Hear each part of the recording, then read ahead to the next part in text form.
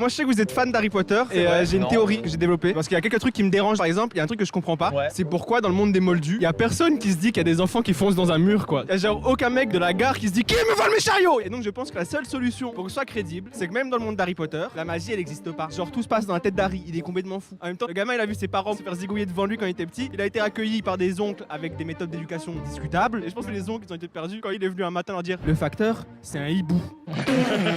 Et après il a enchaîné avec un ah, ça va ça.